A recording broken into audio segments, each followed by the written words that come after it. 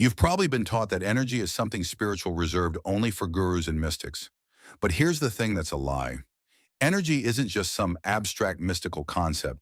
It's the invisible structure behind every breath you take, every thought you think, and every outcome you experience. There's a book nearly buried by time and intention that explains exactly how to manipulate this energy, the Corpus Hermeticum. It isn't mythology. It's a manual one that's cloaked in metaphor, masked in allegory. But once you learn how to read it, something clicks. It's not about belief, it's about control, not control over others, but over the only thing that really matters, your internal frequency, your energetic output, your signal to the world. That's what they never wanted you to learn because once you realize that your reality is shaped not from the outside in, but from the inside out, no system, no authority, no structure can own you. The truth is, you're already radiating energy. The only question is, are you doing it by accident or by design? The biggest trick ever played on you was convincing you that energy is vague, abstract, or something only accessible through spiritual devotion. That it's intangible, untestable, untouchable. But you've felt it your entire life, you just weren't taught to recognize it for what it is. That strange tension you feel when walking into a room where something's off even before anyone speaks. That electric sensation that sparks up your spine when someone stares at you from across the room.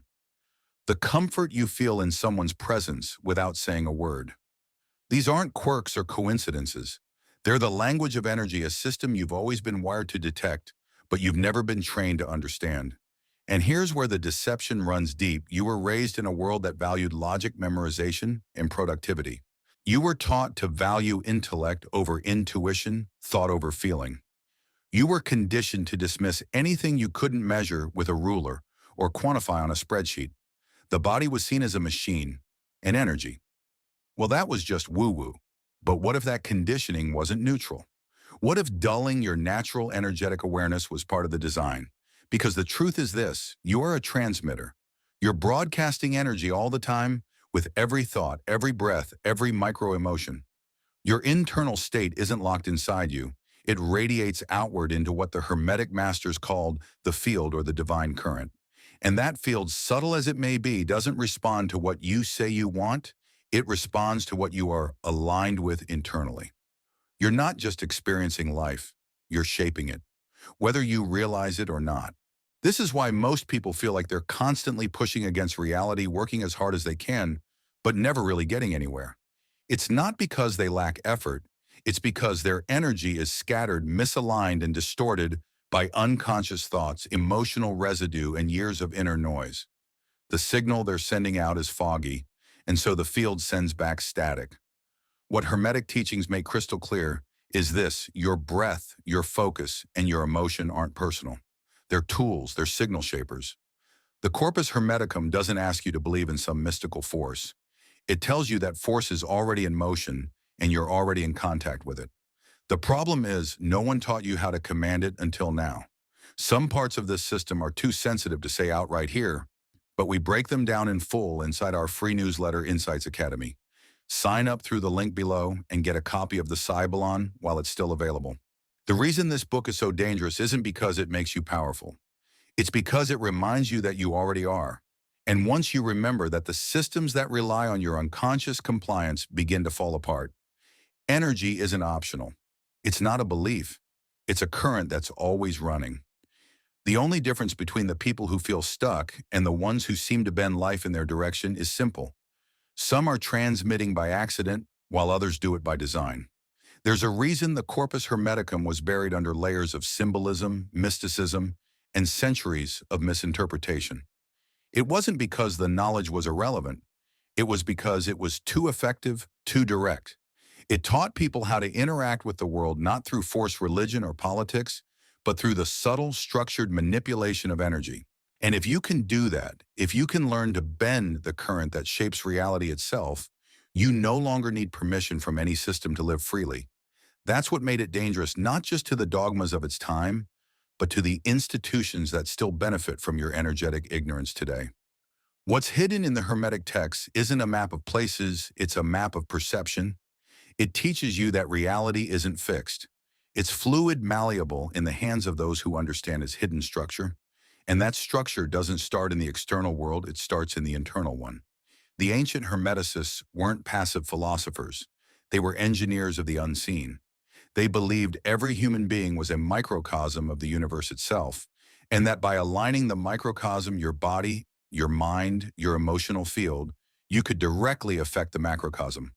What's above is like what's below. What's within is reflected without. This isn't a metaphor, it's mechanics. The Hermetic path is one of alignment, not asceticism. You don't need to retreat from the world. You need to engage with it, but with a refined frequency. And that starts with understanding your own system. Hermetic writings describe the human being as a trinity body, soul, and divine spark. These aren't separate entities, they're interconnected layers through which energy flows. The body is the vessel, the soul is the conductor, and the spark, the nous, is the director. When all three are in harmony, energy flows cleanly through you. But when one is fractured or stagnant, distortion enters the field. This is why most people live in fragmentation. They have thoughts pulling them one way, emotions pulling them another, and physical tension locking them in place.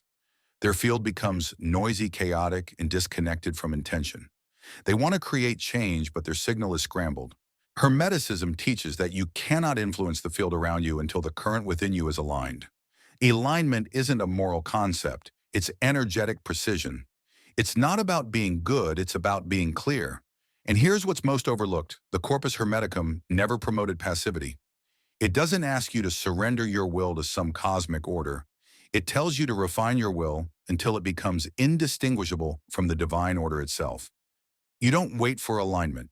You cultivate it thought by thought, breath by breath, moment by moment. As your internal signal becomes more coherent, reality begins to respond not in metaphor, but in form. That's what this book encodes. It's not a theory of reality, it's a training manual. It tells you that the universe is responsive, not reactive, and that you as a conscious being have the capacity to engage with it deliberately. Not through belief, but through attention. Not through effort, but through frequency. The reason this text was hidden wasn't because it was false. It was because it made middlemen obsolete. Everything you've ever experienced, every opportunity, relationship, setback, and coincidence wasn't random. It was shaped by a field you didn't know you were influencing. Because whether you realize it or not, you're always broadcasting.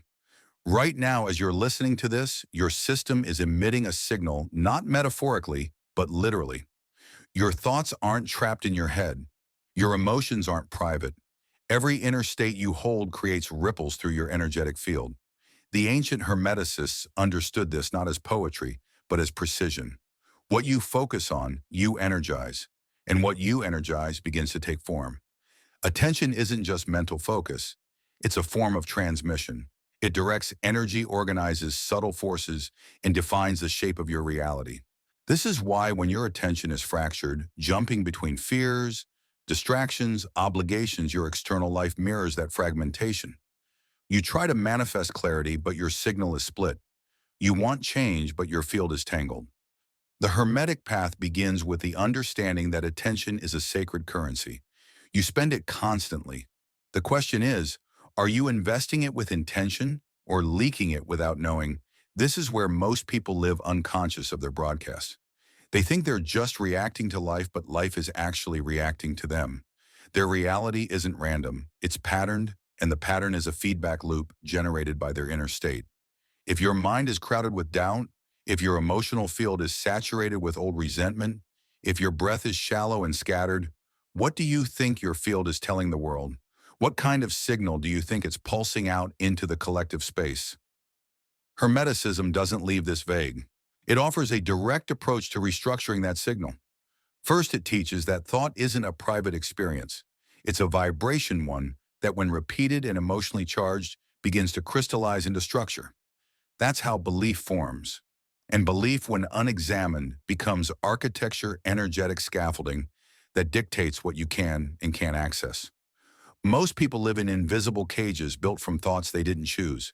They carry beliefs about their worth, their potential, and their limits, not because they're true, but because they were repeated until their field adapted to them.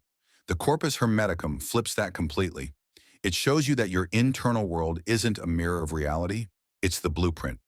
When you begin to clear your field, when you breathe with awareness, When you direct your focus into a single, coherent intention, your life begins to reorganize.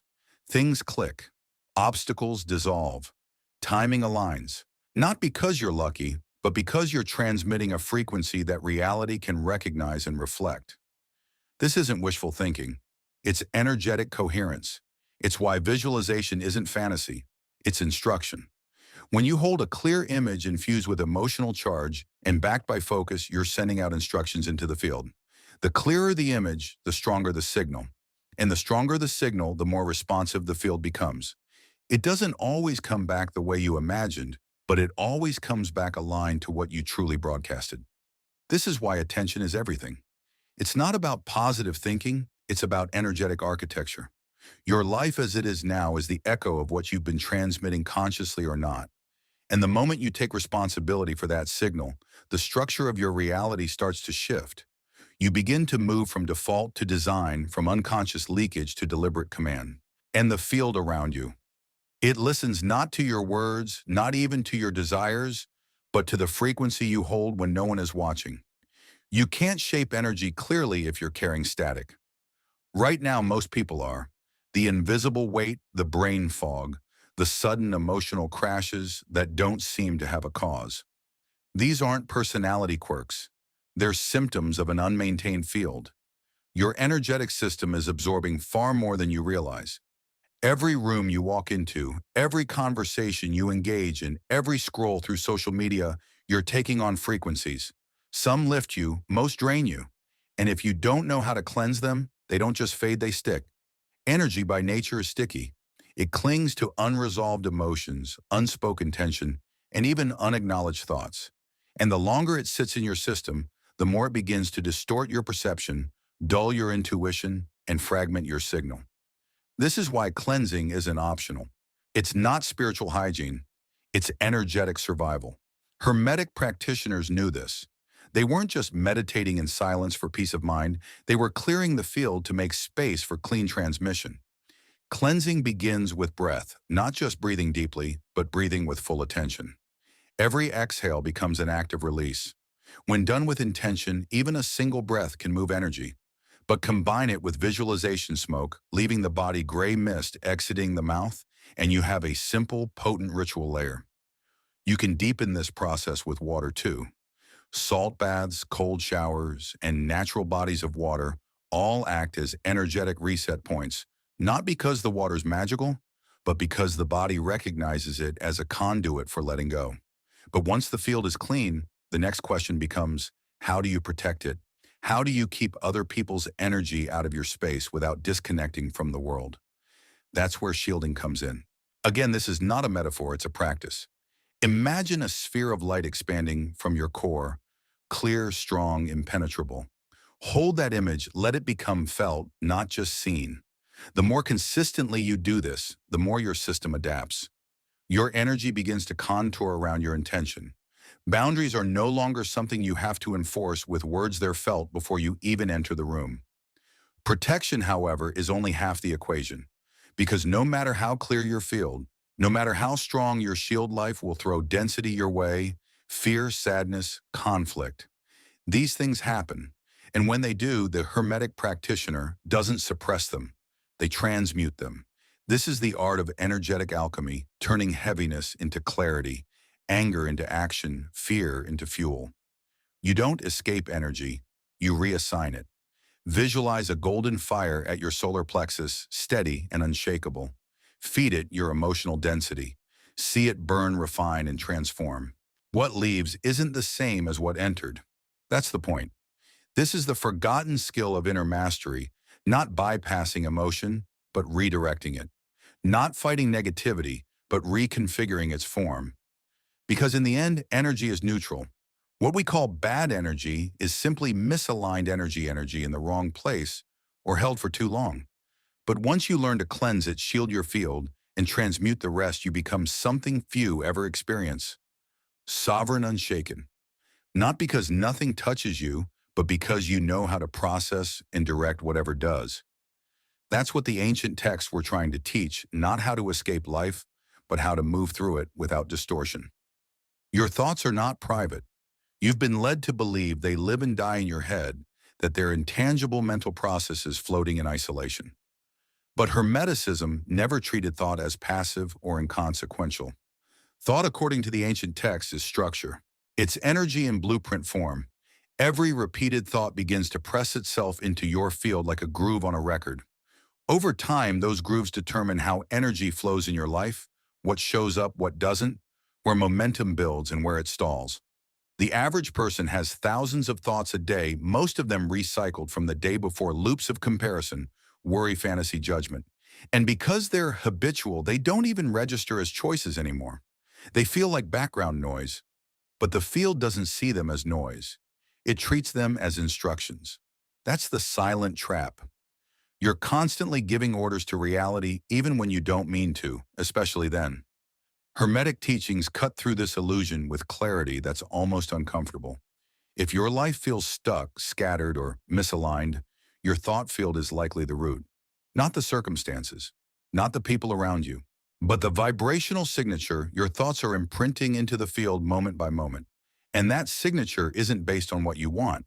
It's based on what you consistently hold. This is why visualization, when done properly, is far more than daydreaming. It's coding. When you visualize with emotional charge and coherent intention, you're sending a structured frequency into the field, not begging for outcomes, not trying to manifest through force, but informing the space around you with a new pattern. And when that pattern is repeated, especially during altered states like deep breathwork meditation or even the hypnagogic state before sleep, it begins to reshape the architecture of your energetic field. And the field responds. But this only works when your inner world is clear enough to hold the signal. If your mind is cluttered with contradiction, if you say you want peace but constantly entertain anxiety, if you wish for abundance but mentally prepare for lack, then your signal splits. One frequency cancels out the other, and the field returns nothing but static. This is not punishment, it's precision. The field doesn't deliver what you want, it delivers what you are coherent with. This is why mental discipline isn't about suppressing thought. It's about consciously choosing what patterns you repeat. It's not about avoiding negativity at all costs. It's about understanding that your mind is a transmitter and that each thought is a frequency being amplified by your emotion. If the thoughts you carry are loaded with fear, resentment, or shame, that's the data being sent out, and that's what will echo back. Not because the universe is cruel, but because it's exact. When Hermetic masters spoke of purification, they didn't mean moral purity. They meant vibrational clarity. Thoughts unclouded by contradiction, emotions held without distortion, a mind that is both still and intentional, capable of generating clean frequencies that ripple outward into form. This is what it means to be an engineer of reality, not just to observe your thoughts, but to choose them with the same care you would use to build a house or compose a piece of music. Because that's what you're doing every moment of every day. You're composing the field with your internal frequency. The only question is, are you composing noise or resonance?